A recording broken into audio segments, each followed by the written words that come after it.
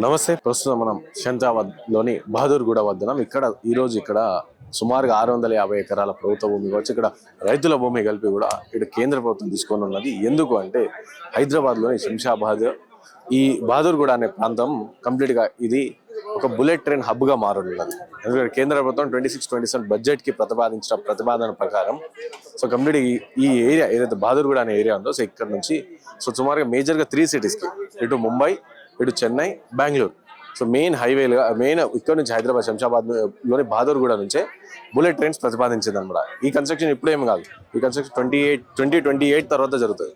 కానీ ఈ 600 ఎకరాలు 600 ఎకరాలు ఇక్కడ భూ సేకరణ కోసం ఈరోజు హైదరాబాద్ అధికారులు ఇక్కడ వచ్చారు. ఇక్కడ రైతులందరూ కూడా ఇక్కడ బుల్లెట్ ట్రైన్ సంబంధించిన హబ్బు పడుతుందని తెలిసినప్పటి నుంచి రైతులందరూ ఇక్కడ 5 రోజుల నుంచి దీక్షలు చేస్తూ ఉన్నారు. కంప్లీట్గా ప్రభుత్వం మా దగ్గరకు వచ్చి మాట్లాడిన తర్వాత మేము భూమి ఇస్తాం, కానీ ఇండైరెక్ట్గా వచ్చి తీసేసుకుంటాం అక్రమంగా అంటే ఒప్పుకోము అని చెప్పేసి ఇక్కడ రైతులు చెప్తున్నారు. ప్రధానంగా ఇదే హైదరాబాద్ సంబంధించి ఈ ఏరియాని ఎందుకు ఎంచుకున్నారంటే ఇది అత్యంత దగ్గర ఉంది, ఓఆర్ఆర్కి దగ్గర, ప్లస్ దీని వెనకాల శంషాబాద్ రాజీవ్ గాంధీ ఇంటర్నేషనల్ ఎయిర్పోర్ట్ ఉంది. కాబట్టి ఇక్కడ ల్యాండ్ తీసుకునే ప్రయత్నం గవర్నమెంట్ చేస్తుంది. సుమారుగా 650 ఎకరాలు రైతులకు సంబంధించిన ల్యాండ్ ఇది. ఇక్కడ కంప్లీట్ ఎక్కడ చూసిన అందరూ రైతులందరూ కూడా పెద్ద ఎత్తున నిరసన తెలుపుతా ఉన్నారు. మా భూములు మేము ఎవరికి ఇయ్యము అని చెప్పేసి చెప్తా ఉన్న పరిస్థితి. కొంతమంది రైతులతో మాట్లాడించే ప్రయత్నం చేద్దాం మనం. ఏంది అని చెప్పేసి వాళ్ళతో మాట్లాడించే ప్రయత్నం మనం చేద్దాం. సార్ మీ పేరే? నా పేరు జంగే. ఎన్ని ఎకరాలు ఉన్నాయి ఇక్కడ? మాకు 8 ఎకరాలు ఉంటుంది. 8 ఎకరాలు. ఏముండే ఎప్పుడు తెలిసింది మీకు ఈ బుల్లెట్ ట్రైన్ సంబంధించి హబ్బు అవుతుంది ఇక్కడ అని చెప్పేసి ఎప్పుడు తెలిసింది? 2-3 నెలల తెలిసింది.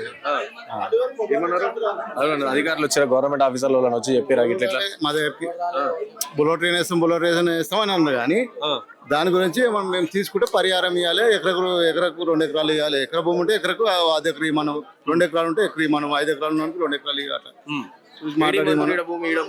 ఈడ పోతే ఏడిస్తారు, మళ్ళీ డిసైడ్ మేమేనా అని చెప్తాం. మాకు ఒక డిమాండ్ పెడితే ఈడ ఇస్తామంటే మేము ఏదని చెప్పని అది చెప్పలేక మాతో ఇప్పటిదాకా ఎవరు అధికారులు ఎవరు వచ్చి మాట్లాడలేదు, ఎవరు మాట్లాడింది లేదు. కలెక్టర్ గారు పిలిచింది కానీ ఇవే మాట్లాడితే మేము వాళ్ళు 500 గదాలు ఇస్తాం. మేమేం చేసుకుని బిచ్చం చేసుకో 500 గదాలు తీసుకుని ఏం చేసుకోలేదు. 500 ఎకరకు 500 అంటున్నాం, ఏం చేసుకోలే.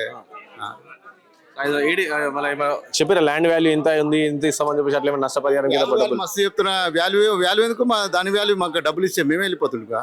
అప్పుడే మాట్లాడి ఏదైనా రైతులతో మాట్లాడాలి, ఒకసారి 10 మాట్లాడాలి, చర్చలు చేసి జరపాలి.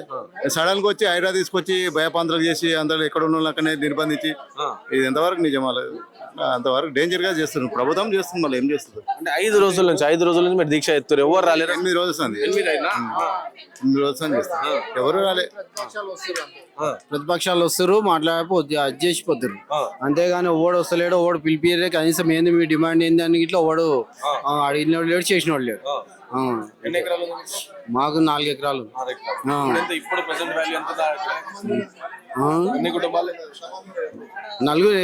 ఎకరాలు, 4 మేము అన్నదమ్ములు, 4 కుటుంబాలు, 4 ఉన్నాము. ఓడు పిలిచిన వాళ్ళు లేడు, మాట్లాడిన ఇప్పుడు డైరెక్ట్ వచ్చి కంచేస్తారు. వేయొద్దు కానీ ఆడు మరి ఎందుకు ఇంతమంది పోలీసులు, 1000 మంది పోలీసులను పెట్టి ఆడు మొత్తం అందరు ఎక్కడొక్కడ నిర్బంధించి వేస్తుండు కంచా. ఏం లేదు కానీ ఓన్ రానిస్తలేరు, ఓన్ భూమిలోకి ఓడి రానియకుండా డైరెక్ట్ వచ్చి కంచె వేస్తారు. రాత్రి 2 గంటల నుంచి ఓడి మాట్లాడితే అన్ని వేసుకొని పోతారు. అది అది అన్ని ట్రైన్ అది ఓన్లీ బయట చెప్తారు, అంతేగాని మేము ఈడేస్తాం ఆడేస్తాం అని ఏం చెప్తలేరు. నష్టపరిహారం కింద మాట్లాడుతున్నారు కానీ ఆడు ఓడేం వస్తలేరు, మాట్లాడతలేరు మాతో. అంత ప్రతిపక్షాలు వస్తారు, మాట్లాడిపోతారు కానీ గవర్నమెంట్ ఓడు అంతే. మీరేం చెప్తున్నారు? ఈ బుల్లెట్ ట్రైన్ సంబంధించి ఇక్కడ నుంచి అంటే నియర్ ఓఆర్ఆర్ కి దగ్గర ఉంది, ఇటు ఎయిర్పోర్ట్ కి దగ్గర ఉంది, ఇట్లా ఇవన్నీ సకల సౌకర్యాలకు దగ్గర ఉంది ఇక్కడ. ఇది రావడం వల్ల ఏరియా మొత్తం డెవలప్ అవుతుందని చెప్పి చెప్తున్నారు. నేను ఒకటే చెప్పదలుచుకున్నా, ఏ అభివృద్ధికి మేము అడ్డుగా. ఫస్ట్ ఆఫ్ ఆల్ మాకు సరైన హామీ, భూమికి భూమి ఇచ్చి మాకు అండగా ఉండి మాతో చర్చించి చేయాలి, గ్రామ సభ పెట్టి చేయాలి. అవి ఏవి చేయకుండా దౌర్జన్యంగా ఈ రోడ్లన్నీ అష్టదిగ్బంధనం చేసి మొత్తానికి గుంజుకోవడం గుంజుకోవడం చేసి రైతులకు ఏం వచ్చండి వ్యవసాయం చేయడం తప్పించి వేరే ఏమైనా వచ్చా వీళ్ళకు ఏం చేస్తారు వీళ్ళు 500 గజాలు తీసుకొని ఏం చేస్తారు వాళ్ళు ఇచ్చే 500 గజాలు మేము ఎందుకు మేమన్నా పిచ్చగలమా మేము రైతులము మేము దర్జాగా రైతులు వ్యవసాయం చేసుకుంటా 5-10 సంపాదించుకొని మార్కెట్ దగ్గర ఉంది గుడి మల్కాపూర్ మార్కెట్ పూలు తెలంగాణ వ్యాప్తంగా ఫేమస్ ఊరు బహదూర్ కూడా పూలు పండించే రైతులు మేము చెప్తున్నాం కదండి మేము కూడా చదువుకున్నా నేను డిగ్రీ బీపీడీ దాకా చదువుకున్నా వేరే ఏం జాబులు లేవు సోర్సెస్ లేదు వస్తలేవు ఎంతమంది కానీ జాబులు ఉన్నాయి నువ్వు ఇచ్చే 8,000-9,000 ఉద్యోగాలకు నువ్వు తెలంగాణ వ్యాప్తంగా అందరూ సరిపోతారా మేమేదో ఇక ఆర్థికంగా ఎంతో నెట్టుకొని వస్తున్నాం ఫ్యామిలీని గులాబీ పంట వేసుకొని ఏదో ఒకటి బతుకుతున్నాము మా దగ్గర దౌర్జన్యంగా రావడం ఏంది ఈ బుల్లెట్ ట్రైన్ అనేది చెప్తున్నా కానీ ఇది రీసెంట్లీగా వచ్చింది ప్రభుత్వం బుల్లెట్ ట్రైన్ రాకముందు నుంచి ఈ భూముల మీద పడ్డది కన్ను ఈ భూముల మీద ఈ కేఎల్ఆర్ దగ్గర ఉన్న వ్యక్తి సీఎం కి దగ్గర ఉన్న వ్యక్తి ఈయన కన్ను పడ్డది ఈ ఏరియా మీద ఈ భూములు విలువైన భూములు ఈ భూములు తీసుకోవాలని చెప్పేసి ఈ రైతులను ఈ పట్ట పొలాలు యాక్చువల్లీ సర్వే నంబరు 1 నుంచి 101 వరకు ఈ పట్ట పొలాలు వీళ్ళు ఏం చేస్తారు గవర్నమెంట్ వీళ్ళ రికార్డు ప్రకారంగా కాకుండా వీళ్ళు సృష్టించిన వేరే రికార్డు ప్రకారం 1 నుంచి 70 వరకు ఇచ్చేసి మిగతా మొత్తం ఏది లేదు రికార్డే లేదు అన్నట్టు చూస్తారు సేతువారి ఉంది ఇది గ్రామ నక్ష ఉంది మొత్తానికి 1 నుంచి 101 వరకు ఈ సర్వే నంబర్లో ఉంది ఈ పట్టా పాస్బుక్లు ఇవ్వాల్సింది పోయి 2004లో సర్వే ఎంజాయ్మెంట్ సర్వే చేసారు అప్పటి పొజిషన్ ప్రకారం అందరికి ఉన్నాయి మాకు కూడా ఇచ్చారు సబితాయింద్ర రెడ్డి అప్పట్లో సబితాయింద్ర రెడ్డి పట్టా పాస్బుక్ కూడా జారీ చేసింది అవి ఏవి లేకుండా ఈ పాస్బుక్లు ఇవ్వాలి రైతులకు యాక్చువల్లీ పాస్బుక్లు ఇచ్చి పొజిషన్ ప్రకారం పాస్బుక్లు ఇచ్చి ఇవ్వాల్సింది పోయి ఇది దౌర్జన్యంగా గుంజుకోవడం చేస్తుంది ప్రభుత్వం మేము దీనికి మొత్తానికి వ్యతిరేకము మేము మా వృద్ధి మా ధర్నాకు ఇక్కడి నుంచి ఇంకా ఉద్రిక్తత చేస్తామేమో ఏం ప్రాణ నష్టానికి కూడా మేము రెడీ మేము ఏంటికి ఎంకపోము ఏ ప్రభుత్వం కానీ ఈ పోలీస్ వాళ్ళని కానీ ఎవరికి భయపడేది లేదు మేము మా బలాన్ని మేము మా రైతులమండి మేము పాపం అండి చెప్తున్నాం కదండి ఎకరం నాకు బాధ అనిపిస్తుంది 1 ఎకరం 2 ఎకరాలు అంతకు మించి పెద్ద రైతులు ఎవరు లేరు వాళ్ళకి పట్టాలు ఇస్తే వాళ్ళు ఇప్పుడు వాళ్ళ పిల్లల భవిష్యత్తు ఏందండి వాళ్ళ పిల్లల భవిష్యత్తు ఎక్కడ వెళ్ళి బతుకుతారు వాళ్ళు ఎక్కడ వెళ్ళి బతుకుతాం మా రైతులే మేము మొత్తం ఒక్కరు తెలిసిన వాళ్ళమే ఎక్కడ వెళ్ళి బతుకుతాం మార్కెట్ దగ్గర ఉంది వ్యవసాయం చేసి బతుకుతారు ఎందుకు వీళ్ళ దగ్గర మా దగ్గర రావాల్సిన అవసరం ఏముంది ఇంకోటి ఎయిర్పోర్ట్ అక్కడ కొన్ని ప్రైవేట్ సంబంధించిన వెంచర్లు ఉన్నాయి పెద్ద ఉన్నాయి మళ్ళీ వాటి జోలికి కూడా వ్యవసాయం చేసేదానికి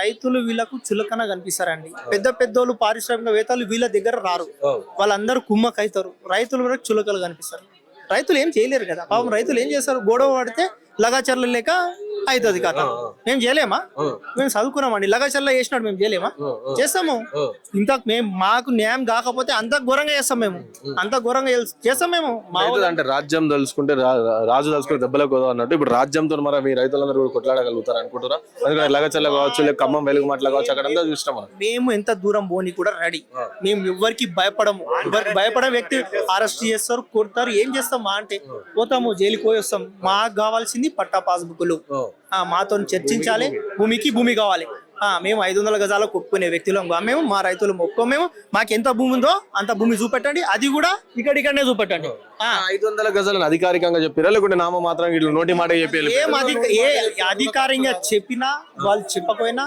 మేము దానికి ఒప్పుకునే ప్రసక్తి లేదు మాకు భూమి సరైన భూమి కావాలి మా భూమి విలువైన భూమి ప్రకారం మాకు ఇక్కడిక్కడనే మేము వ్యవసాయం చేసుకొని పూల వ్యవసాయం చేసుకుంటాం మాకు 2010 నుంచి వ్యవసాయం పూల తోటలు నడుస్తున్నాయి ఇక్కడ ఇప్పుడు మంచిగా ఉందండి వ్యవసాయం పూల బాగుంది వీడికించి ఈ చుట్టుపక్కల డిస్ట్రిక్ట్ లో అన్ని బహదూర్ కూడా పూలే పోతాయి గులాబీ సెంటు గులాబీ కానీ బుల్లెట్ గులాబీ కానీ ఇంత పచ్చని పొలాలు ఏం పారిశ్రామికంగా చేస్తే ఏమొస్తుంది పొల్యూషన్ తప్ప ఏం రాదు దూరంగా వెళ్ళండి మీకు అడవి అసలు వ్యవసాయానికి అనుకూలం లేని పొలాలు ఉంటాయి అవి తీసుకోండి బుల్లెట్ ట్రైన్ 650 ఎకరాలు మొత్తం బుల్లెట్ ట్రైన్ అండి ఇంతకు ముందు కూడా మా రైతులు ఎయిర్పోర్ట్ కి ఇచ్చారు పొలం 5,000 ఎకరాలు మొత్తం ఎయిర్పోర్ట్ పోయింది 5,000 ఎకరాలు ఈ రింగ్ రోడ్ లో పోయింది రింగ్ రోడ్ కి ఇచ్చారు ఇంకెంత ఇస్తారండి మొత్తం వాళ్ళకి సర్వం లేకుండా చేస్తారా ఎట్లా బతారు మేము దీనికి వ్యతిరేకం ఏం కాదు మాకు న్యాయం జరగాలి మీ డెవలప్మెంట్ వ్యతిరేకం కాదు ఉన్న డెవలప్మెంట్ చాలు